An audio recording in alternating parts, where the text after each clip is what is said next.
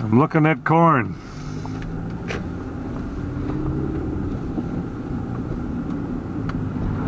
Cornfields aren't very high this year. So 10 years ago, when I had my engine failure, this is the road I chose to land on. I was going to land right about here. But when I was 100 feet off the ground, that massive elm tree there on the right hand side, I didn't think I had room to get by it. So with about less than 100 feet and only a few seconds to go, I made a left-hand turn. And right this year it's planted in soybeans and they're really short. But 10 years ago it was planted in corn, and the corn was high. Corn was 4 feet. It was right up to my elbows, or I mean my armpits at the time. I made a left-hand turn and went out into that field towards those houses and put it down in the corn. So let's go have a look at that tree more closely. One guy told me you probably could have made it if you'd landed on the road, but I'm not so sure. Maybe if I'd landed extreme left, I might have made it. But if I landed in the middle of the road like I am now with a 36-foot wingspan, that tree's not very far away. I might have hit it. And if I hadn't hit it, it would have been so close that. And then there's these trees over here on the left-hand side that one or the other. Anyway, I think I made the right decision and put it into the corn because, as they say, I live to tell about it, so that's really all you can ask for. Because you only get one chance. And I think I had about 2 minutes from the time the engine quits to the time you hit the ground. You don't get a lot of chance to do things over.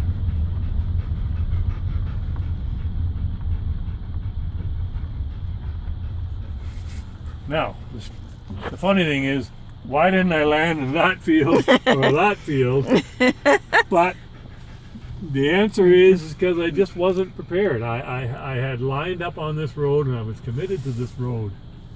And you're just also conditioned to make left-hand turns. And I was coming in, and then when I didn't like this, I made one more left-hand turn and I went that way. And I don't know, 6 of one, half dozen of another. You can guess and second guess yourself all you want. Bottom line is I made it through. Hi folks, today is June the 12th, 2022. 10 years ago, almost to the day, in fact it was June the 10th, 2012, I had an engine failure in this aircraft and I ended up in a cornfield. I ended up upside down. I'm here to talk about it today. I mean, the story could be, I went flying one day, my engine quit, and in the cornfield. That's it. That'd be the start of the story and the end of the story, but there's a lot more to it. There always is. We'll go over some background, we'll go over the story, and we'll go over the aftermath and the years in between.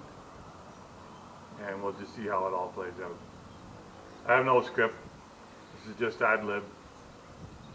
I'm going to say an awful lot of things today because there's, like, if you read airplane accidents and the summaries, you'll find out that they always say there's never just one thing. There are multiple things at play that cause it. And I can tell you there's multiple things that would play in mine, but there is a background to my flying career, my training, etc., that I'd like to cover. In fact, I even had a previous engine failure. So we'll go over that a little bit, but we want to concentrate mainly on the one that happened in this aircraft, how it went down, why, and let's go from there. So anyway, without any further wasting of time, get this thing in the air before the conditions change too much. Well, I was going to go up and do a reenactment.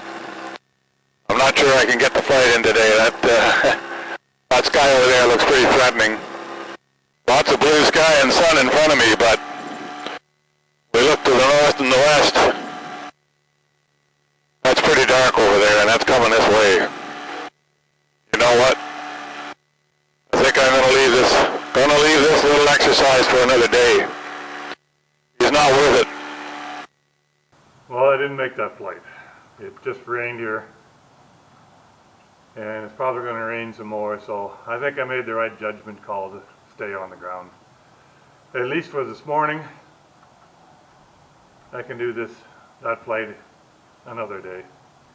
The direction I wanted to go was right into the weather, so I made a conscious decision to abandon. I'll do that another day.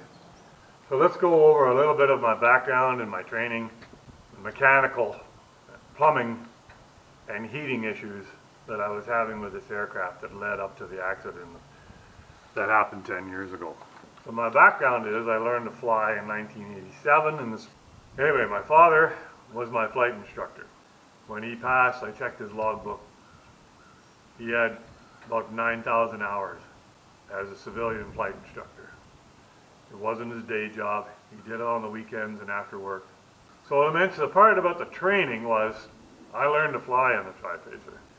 And Tri-Pacer had a 135 horse Lycoming engine in 0290 D2.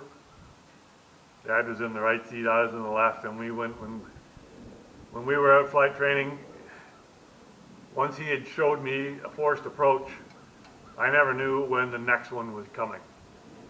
We'd be flying along, he'd pull the red mixture knob and he'd say, simulated engine failure. What are you going to do? Well, you do your quick checks, 121.5, Mayday, Mayday, registration, and then you start looking around where you're going to land. And sometimes that can take a while. You don't have a lot of time. But you know, I can still hear them. Better pick a field. Better pick a field. So I'd pick a field. We'd make our approach. Yeah, I would have got into that one. And you know, we did that. I don't know how many times I went through that exercise. It was a long time ago. But on the fateful day that I had the engine failure in this, it was the same thing. And the engine quit. First thing I did was I grabbed the trim, scanned around the instruments. I knew what was going on. I knew the background. I didn't even bother to try to restart the airplane. I simply immediately trimmed it for glide. I called Mayday, Mayday, but I did not change the frequency to 121.5. I was on the Unicom frequency 122.8, and I just left it there. And I called Mayday, Mayday, 5 miles north of Carp, looking for a field. And again, I sat there, dumbfounded. Where am I going to go? What am I going to do? It was a calming feeling though, because I was over farmers' fields. I knew that I had a way out. So I took my time. I probably wasted 30 or 40 seconds figuring out where I was going to go. I looked to my right, I could see soybean fields. To the left there were fields, but they looked pretty good straight ahead. So I just kept going straight ahead. And then Dad always told me roads are a bad option because of power lines, vehicle traffic. But I spotted a section of a gravel road.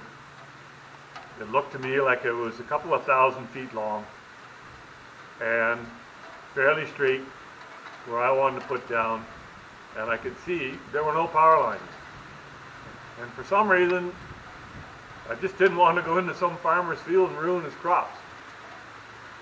Won't make that mistake again. But I chose the road and I proceeded to glide towards it.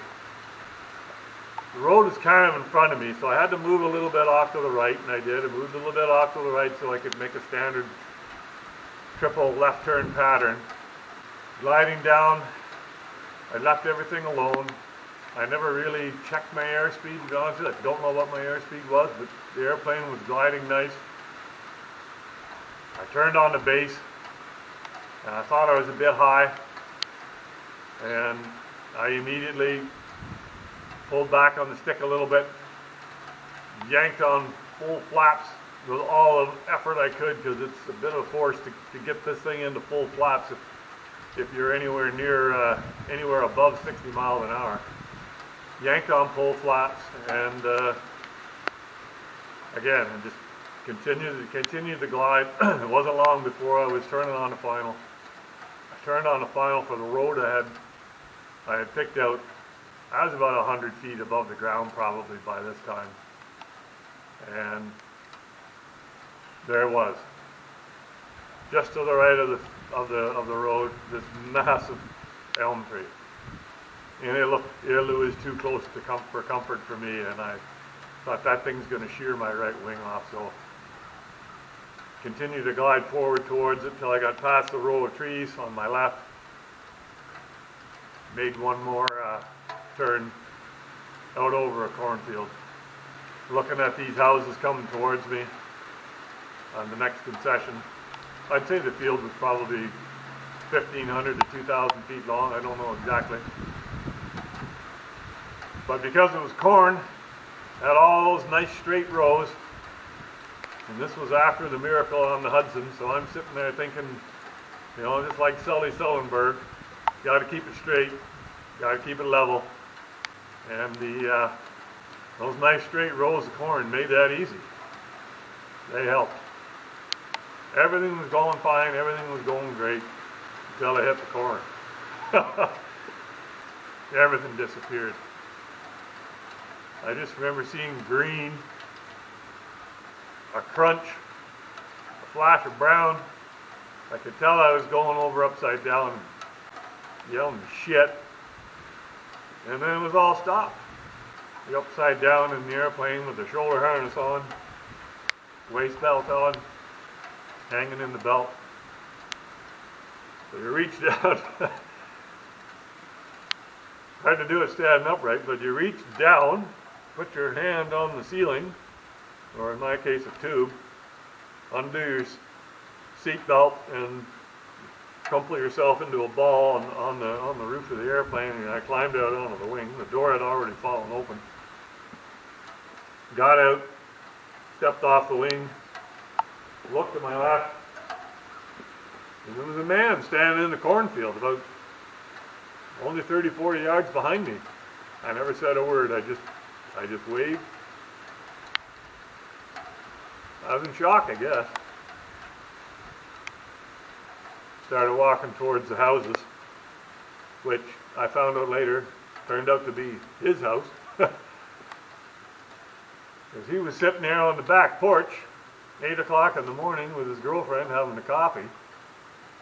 And a guy who flies locally here had used his field a few times to land his airplane. And as soon as he saw me coming in, he goes, that guy's prop isn't turning. He's going to land in my field. So he jumped in his truck and started driving around the road that I had chosen to land on. So imagine if I had landed. We might have had a little head-on tete-a-tete right there in the middle of that road. But because of that elm tree, that didn't happen. I made that left turn and put it into the corner. So why did I end up upside down? I don't know if what I did was the only reason. It's possible it was a tail dragger. Yeah, you know, loss of elevator authority when you go into a thing like a cornfield. The corn's going to grab you anyway and cause you to slow down, which for one thing makes corn, actually, it might wreck your airplane, but it's actually not a bad thing to land in if you do have an emergency landing, because it's got so much grip, it's going to slow the plane down, and that is effectively what you want. You need to get that airspeed, that inertia reduced so that you don't come to a sudden stop.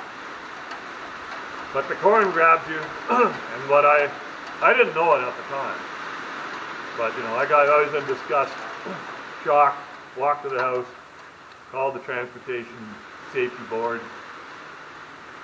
called my wife, told her what had happened, that I was okay. Transport Canada or the Transportation Safety Board, I don't know who it was, about 15, 20 minutes later they phoned back, said you need to go back to your airplane and turn off your ELT.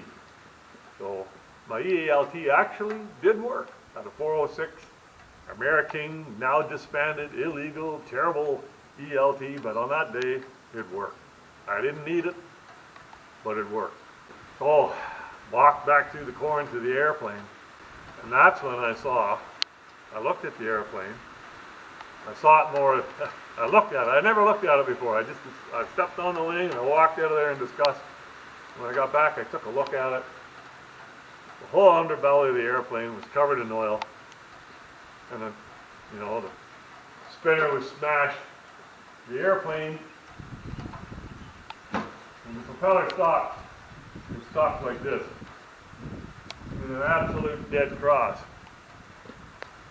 And I never tried to restart the engine or anything because I was pretty sure it was a waste of time. So going over, this blade hit the ground first, and it sheared off somewhere in here. And when we finally went over, this blade hit, and it sheared off somewhere in here. And these two blades, because they were perfectly horizontal, were kind of untouched. I sent them back to Warp Drive for an overhaul. They gave me replacements on this, replaced the aluminum plate for the hub, rebounced the prop, sent it back to me. It wasn't too painful. It cost me about $600 or $700. Not too bad. Had to replace the spinner, had to replace the windshield, had to do some work on the leading edge and the fabric work on both wings a little bit, and the tail was damaged. And there was cowling damage and a lot of other things. You'll see in the pictures, it was a pretty sad looking, sorry looking mess. I thought it was a write-off, and I was never, that was the end of it. I was pretty upset. As things went, we left the airplane there for a week. I didn't have the resources to get the airplane out of there, but I put the word out to my buddies over at the local EAA chapter here in CARP 245 that my airplane was in the field and I needed help. So it's starting to rain harder now. Yeah, so I made the arrangements, get my buddies over at the EAA to come out and help me. My sister Heather came with her truck, and she had a big trailer, one of those, I don't know what I call them horse trailers. You see a lot of guys who work in carpentry driving around with those covered and doored trailers. Her trailer was just long enough to get them in at a bit of a diagonal. We could close the doors and bring them back there. But anyway, I have to thank all the guys over there at the EAA for helping me that day. I mean, I thanked them at the time. Editing the video last night and inserting those still shots from 2012 makes me realize I should add a little comment and an anecdote about the guy who owned the land and the fella that he got to help with the backhoe. The guy that owned the land was great. He was really good. He didn't give one damn about the corn. The funny thing was newspaper people and radio people showed up asking if there was an airplane accident, and he says, no. He wouldn't let anybody on his land to look at the airplane and take photos. He kept them away. And I took a couple of days off work ahead of the retrieval, organizing the crew to recover the airplane. But I was over with him and talking to him, and he organized getting the guy who lived just down the road to come over with his backhoe. The guy with the backhoe was great. I mean, he handled that machine really well. What I wanted to do was lift the airplane up by the tail in the cornfield, get it up high enough, and then have him just back up or whatever and pull the thing over onto his gear, and we'd pull it out backwards through the corn on his landing gear. Well, he put the stabilizers down, and he extended his boom as high as he could get it, but 24-foot fuselage, he just didn't have enough height to be able to do that. So he carefully laid it back down upside down where it was. And when you get 6 EAA guys helping you and half of them are engineers, they've all got brighter ideas than you. So I came up with the idea that we'd sling the thing upside down from the bucket and just take it out of there. upside down. I mean, I was horrified because of that. It was one rope. It was an inch in diameter. You know, it's a 13 or 1400 pound airplane. A 1 inch diameter rope. If that thing had broke, the whole thing would have collapsed. It didn't break. We got it out to the road. And what we couldn't do in the field, we were able to do at the roadside, because with the 3-foot ditch, we were able to was able to lift it up by the tail and set the nose right down into the bottom of the ditch. Gave him a good 3-foot advantage, and then he was able to slowly bring the tail down onto the ground, and we got the thing upright. But when I was talking to the landowner, I said, "Well, what do you think I should pay the guy at the backhoe?" He says, "Oh, I don't know." He says, "Give him a case of beer. I think he drinks Coors Light." So I went out and picked up a briefcase, 24 cans of Coors Light. And as soon as the airplane was on its feet, and the guy at the backhoe was done, I jumped up onto the side of his cabin, handed him this 24 pack of Coors Light, and he said, "Paid in full." But I always thought it kind of slighted the guy, because he was there for, I don't know, a couple hours. It seemed like that anyway. And I always thought he'd been slighted a little bit. Probably deserved more. But so one day I was sitting in a pub, and he walked in. And I went, "There's the guy that pulled my airplane out of the cornfield. Let me buy you a drink. What are you drinking? What can I buy you?" He says, No, you don't owe me nothing. He says, "I got more mileage out of that. I've told that story 100 times. He says, "The only thing I could never figure out was how you ended up knocking down such little corn." And truth is, I knocked down less than 3 lengths of that airplane. And of course, the main reason is because it basically stalled it into the corn and landed with the brakes on, which I didn't realize until after I went back and looked at the airplane. I was looking for the tire treads in the dirt. There were no tire treads. It was just, you could just see dirt had been pushed, and at the front of the tires, there was a mound of dirt built up in front of the tires. So that was when it dawned on me, and I really realized, yeah, because of the fact that you instinctively brace, and my feet are a lot bigger than the rudder pedals brake combination in that airplane. I mean, you have to work really hard to stay off the brakes of that airplane. And when I instinctively braced, I locked my legs up and I locked up the brakes, and that's what happened.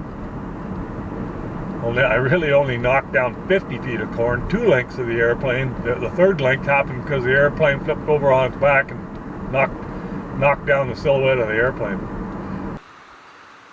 The ironic thing was, and the cathartic thing was at the time, I was writing a series of articles called My Plane about the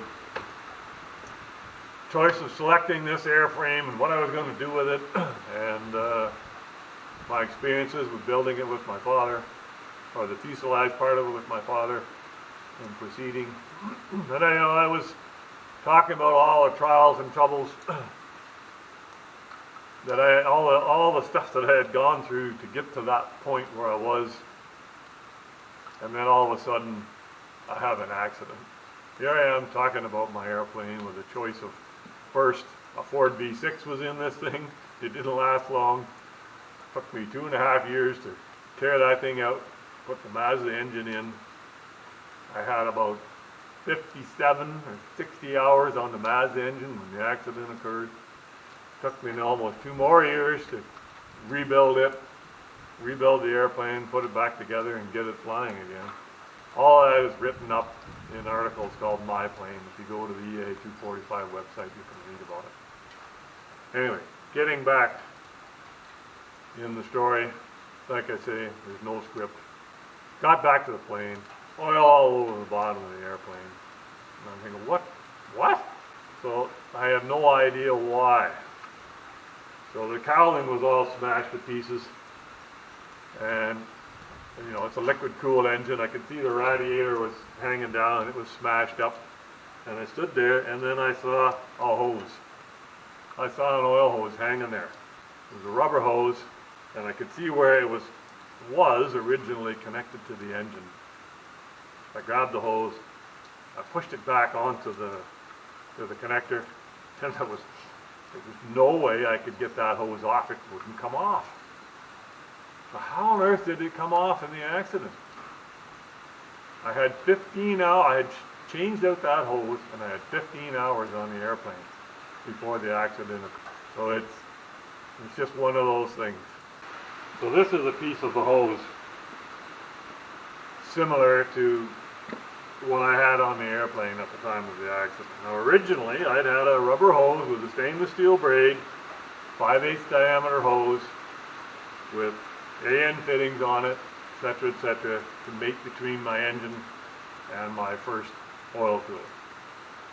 And this also has AN fittings on it, but you'll notice that it's rubber, very flexible, and it's light. And I'm a member of a forum, and I was, always trying to make improvements, weight reduction, whatever. And I was reading articles on the forum by other guys who were flying rotary engines, and some of them were using hoses of this height. I don't think they were using this hose, or perhaps not this connector, I don't know. This is a push lock hose, and I believe this is a push lock connector. You can't pull them apart. So how did it come apart? And how did I get away with flying with this thing for 15 hours? That is the question.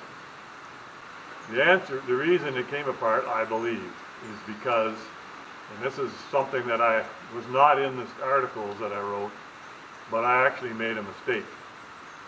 I have a fuel injected engine. It has two pumps, dual fuel injector power breakers. One drives the primary injectors, one drives the secondary injector. And the two switches in the airplane are located above and below each other. And they look kind of the same. So what happened that day was, I've got two pumps. I had routinely, when I was flying, I would shut off one fuel pump. Why am I burning out both pumps at the same time? Why not save one in the case that one does quit, I can flick the other one on. So I went to turn off the pump. So what I did was I turned off the primary injector switch. I have a secondary injector and they were running. But when I turned off the primary injectors, the engine went immediately lean. So the engine started going bop, bop, bop, bop, bop. And what that was doing was sending pulses from the oil pump out through this hose. All the whop, whop, whop, whop, and the engine was doing whop, whop, whop in the oil flow. And the only thing I can figure is the heated oil, the pressure pulses changing was enough. Don't forget this hose is connected at the other end. And the oil, if the oil comes out in a massive pulse, it can't all go through the cooler at the other end. So I believe what happened is the hose swelled right at this fitting. And when I put it together, I thought, why don't I just put a hose clamp on this thing? But I didn't have one. So I put it together, I flew it for 15 hours, and for a $1 stainless steel clamp, stupid thing came off. So, anyway, it took me, I was shocked by the outcome. So it took me probably a full second before I realized I'd switched the wrong switch. So the engine was going blah, blah, blah, blah, blah. And then I snapped that switch back up. Oh, that was the wrong switch. So I reached up to hit the fuel pump. And when I turned the fuel pump off, the engine started to die. What? I've done that 100 times. Switch one of the other pumps off and the engine doesn't quit. It might go slightly lean, and I can adjust the manual mixture to bring it back up, but it never has caused the engine to quit. And I kept going in the same direction. I'll try that again. So I turned the switch off, same result. The engine started to quit. So I did a 180 and I headed back home. I was probably 5 miles away when all that happened. Headed for home, and I didn't fly more than 30 seconds to a minute, and all of a sudden, boom. Engine quit, pops, stopped, dead, just like this. Well, you're a glider now, son. So as I said before, immediately trim for glide, looked ahead, looked around, called Mayday, Mayday, and proceeded. And I've already told you the rest of that story. Okay, so covered the hose. What we haven't covered is the background and the reason why there was a problem with the fuel pump. So let's get to that. It's a liquid-cooled Mazda rotary 13B engine, and I had a Ford V6 in here, and I got talked into using a certain radiator by a certain person who shall remain nameless, and basically I think it was an undersized rad for the V6. It was very marginal. Now the V6 can allow the water temperature to go quite a bit higher than this can, but I used it in this engine figuring, well, I've got these oil coolers. It's 2/3 water cooled, 1/3 oil cooler. 1/3 oil cooled. I figured, well, the oil cooling will take up the slack for the deficiency in the radiator used in the Ford would be able to handle the Mazda. Well, I soon found out that wasn't true, but it was marginal, and I was having trouble getting it to cool. So I was making changes. And one of the things that I had, and I still have today, is the exhaust is on the pilot side of the engine. So it comes down a set of headers, but then it makes a 90-degree turn in behind where my radiator is, and then another 90-degree turn to go out the middle of the fuselage. You can see the muffler, the exhaust system hangs out there, runs straight out behind the airplane. So my train of thought at the time was that I was blocking off a certain portion of the radiator that was already deficient. What I should do is redesign my exhaust so that it goes more down the left side of the fuselage, kind of straight underneath the pilot seat. And I thought, well, can't do that because that's where my sediment bowl was and my main fuel. So I can't do that. Can't knowingly run my hot exhaust right underneath the sediment bowl and fuel line. And it's a big job to change exhaust and do all that. So I thought, well, what I'll do, I'll reconfigure my fuel pumps, move them over to the other side of the firewall. And again, I was influenced by things I had seen online and that other people were doing and getting away with. But the devil is in the details. Well, another fella had his pumps on one side, and he had them mounted vertically. So I mounted mine vertically. Originally they were mounted horizontally. I switched them to vertical. And the reason I was doing this and thinking all of this stuff was, prior to thinking about changing my exhaust and switching my fuel pump, I had already had a leak in my right tank.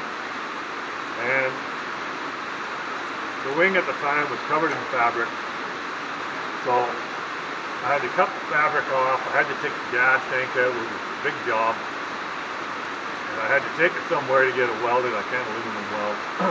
So the airplane was already down. I was having cooling problems. Well, why don't I change some things that I can change? And when I get the fuel tank reinstalled, the fabric all done and ready to fly, I'll have made another change and I'll be ready to go. And we'll proceed from there, one thing at a time kind of. So I moved the fuel pump. Now, obviously, you can mount fuel pumps vertically. But as I said, the devil is in the details. And you can do it, but it's how you do it. And when they were mounted horizontally, it was just simply one hose. It went to kind of like a Y, and it fed both the pumps. And I had put one or the other off in flight. I do it all the time and run up to prove that both pumps work and they're able to supply fuel to the engine at a reasonable RPM. I did that all the time, and I do that all the time, and I did it that day. I checked the fuel pumps on the ground. Everything seemed to be fine. I took off to the circuit, but it was a beautiful day, and I thought, well, I'll just go for a joyride. I don't know exactly what happened to the fuel pumps, but when I turned the pump off, it quit. The pump wasn't working. I headed home, and little did I know, I mean, on the one pump, I would have made it back here, but I knew there was something wrong with the fuel pump configuration. I was headed back here, but because of the fact that the oil hose blew off, I never made it. And looking at the airplane when I got it back here, I was disgusted. And the other thing is, I didn't have any kind of, I only had liability insurance on the airplane. I didn't have collision, or what's called hull in motion, which I now carry today, but I didn't then. Fortunately, I had a friend in the EAA here who was also into Mazda engines at the time, and he had collected several sets of rotors and irons to build up at Mazda engines. So I had internal damage to the engine. I had to replace the rotors. I had to replace two of the what are called the cast iron block housings, side housings. Unfortunately, my friend had those parts. It cost me nothing, put the engine back together, just my time and whatever. But replacing the propeller, the spinner, windshield, fabric, getting the gas tank repaired, etc., etc. I had damage to the left, damage to the lift nuts on the left side of the airplane. I ended up spending, and thankfully I had a friend who had a set of those too, who graciously gave me his old lift nuts that he was no longer using, and I was able to resurrect my machine. They say you can't live, you read about aircraft accidents, etc., because you can't live long enough to make all the mistakes yourself. Fortunately, I'm here to say that I did make a few mistakes, and they were costly. It hurt. It hurts the pocketbook, and it hurts your pride more than anything. Dealing with the airplane was nothing but it really played havoc on my mind for a long time, because there's nobody to blame. You mean, I built the airplane. I put in every nut, bolt, chose every hose, whatever. Nobody to blame but myself. All the woulda, coulda, shouldas go over in your mind, and it haunted me for a long time. And reflecting back on my training, the ironic thing was, my dad said to me at one time, he says, well, after you've had your first accident, and you will, that'll cool your jets a little bit. And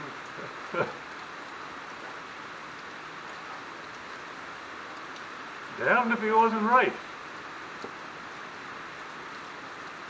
So I had an accident, and I'm here telling about it. It doesn't make me an expert, but there are lessons here for anybody, home builders and pilots. And if you can learn from my story, good for you. It was cathartic to write about it at the time. It gave me something for my mind to do, and continue to write through it, think about it. And recounting the story today, I've recounted this story in my head, I don't know how many hundreds of times since that day. But recounting it today, it's always good to talk about it, to be honest. And it's not, the other thing is, there's a couple other things I'd like to mention to reflect on my channel and some of the things that you've seen, if you've been watching my other videos, if you've seen them. As I have spent some time trying to learn how to fly this, not fly it, but trying to learn how to land this thing as slowly and as short as I can, because I've had engine failures. I've not only just had them in this airplane, I've had it with the Tri-Pacer with a Lycoming engine in it. At the time, say I got lucky then too. I was a 100-hour pilot, roughly, about 2 years after I got my license. I'd been out for a joyride in the Tri-Pacer. I was coming back to the airport, just coming into my regular landing procedures. Carbied on, mixture rich, primer lock, checking the fuel, all that stuff. As soon as I pushed the mixture from slightly lean to full rich, the whole dash was just vibrating like this. And I mean, I obviously knew there was something wrong. As a 100-hour pilot, I thought the tip had come off the propeller or something, because it was all out of balance. Because the engine was the engine was still running. It was just shaking like a son of a gun. So again, I mean, fortunately, I had just turned base. I had just pushed in the set the mixture to full rich. And fortunately, you know, when you learn to fly on a Tri-Pacer, you fly tight circuits. And that's one thing, the only thing I can tell and educate any other pilot is, if you're flying circuits regularly outside the gliding range of your aircraft, you're asking for trouble.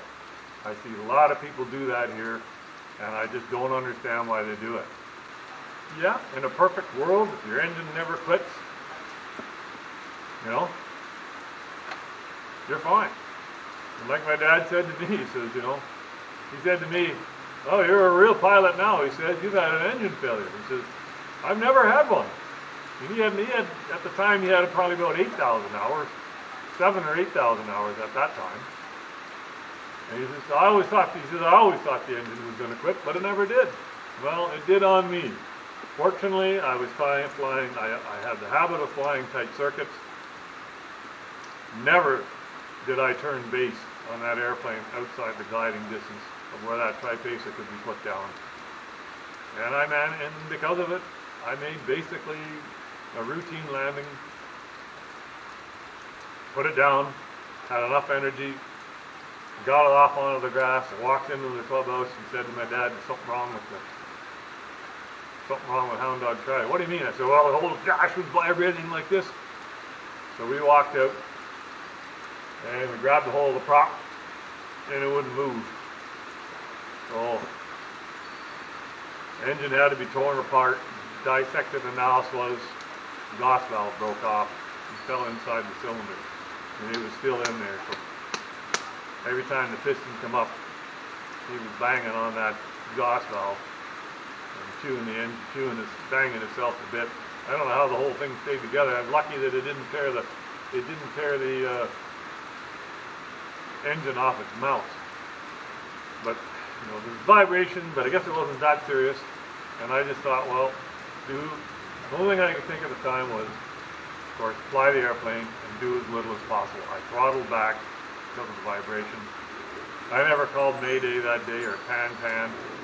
I just simply flew the airplane. I put it on the runway, I pulled it off to the side, and went for help. So that's a little bit about the training, a little bit about my history. Engines failed in Lycomings. Lycoming engines fail. Fired around experimental automotive engines also can fail. But honestly, the truth of the matter is, the failure that occurred on this airplane was not the engine's fault. It was my fault. That was the hardest part. I have to live up to the fact that all the mistakes made on this thing were me. And that's why I had enough parts, some help from a friend. I put the same engine back in here, and I've been flying it for 10 years ever since. But at the time, I still had the Tri-Pacer. So this thing was parked over here on the side, and the Tri-Pacer was in here, and it fit over top, no problem. I damn near quit flying, and honestly, because of the expense and the misery of smashing up your own airplane, if I hadn't had the Tri-Pacer to fall back on, I probably would have quit flying. I probably would. I might have, hard to say. But when I got all the bits and pieces back here and I started tearing the fabric off, I looked at the fuselage. There was nothing wrong with the fuselage. It was perfect. There was nothing wrong with the wing root fittings or anything like that. Nothing wrong with the lift gut fittings. There was damage to the rudder. It was bent down. Cut the fabric off it. I spliced in a piece of steel and I repaired that and refabricated it, put it back together. And when I tore all the fabric off the wings, and as soon as I knew that they were twisted in a mess, but as soon as I started drilling out the rivets, everything just popped back into place. And so I simply put it back together. There was a little bit of oil canning in the skin, so I added some 90-degree aluminum angles in there to stiffen it, and put it back together.